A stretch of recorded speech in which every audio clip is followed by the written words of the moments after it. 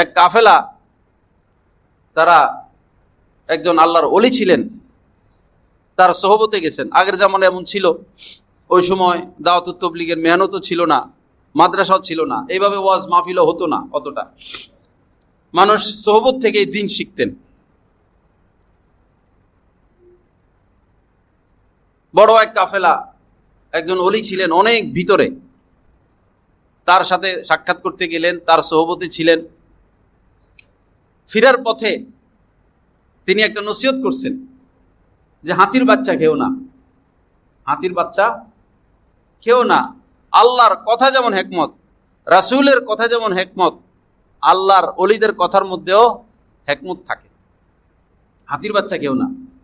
তো যারা নতুন গেছেন বা আল্লাহর ওলিদের সম্পর্কে ধারণা নাই, এরা মনে মনে উপহাস করছে যে এতদিন উনার সোহবতে ছিলাম, ওয়াজ নসিহত তো ভালোই করছেন, বা সোহবতে এসে ভালো ফায়দা হয়েছে, যাওয়ার পথে কি নসিহত করলেন হাতির বাচ্চা যেন না খায়। হাতির বাচ্চা তো আমরা খাইয়ে না।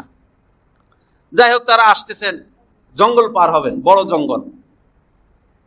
জঙ্গলে ঢুকে এখন রাস্তা হারিয়ে ফেলছেন, রাস্তা আর পান না। ঘুরতে ঘুরতে ঘুরতে ঘুরতে খাবার দাবার সব শেষ। একদিন দুই দিন, কয়দিন না খেয়া থাকা যায়, ক্ষুধা এখন মারাই যাবে। পরে দেখলো যে হাতির বাচ্চা একটা ঘুরে গেড়ে। দেখেন বিপদ কেমনে আসে। হাতির বাচ্চা একটা ঘুরে গেড়ে, এখন তাদের এখন মারাই যাবে তারা খাবার ছাড়া।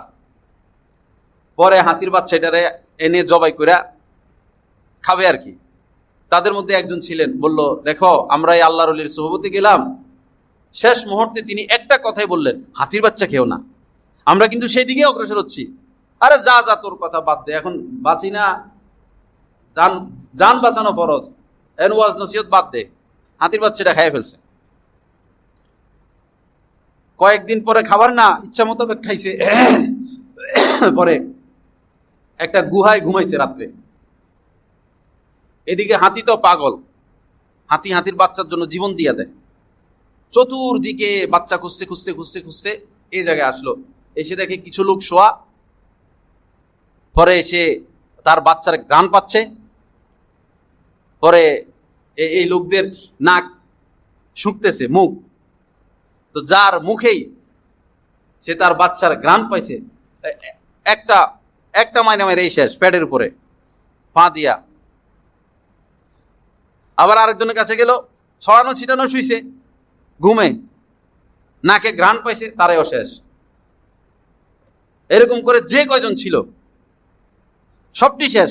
কিন্তু যে লোকটা হাতির গোস্ত খায় নাই, তার নাকে সুখে, মুখের সুখে হাতি, তার প্রাণীর কোনো গন্ধ পায় নাই। পরে ওই লোকটারে তার গানে উঠাইয়া জঙ্গল পার করে দিছে।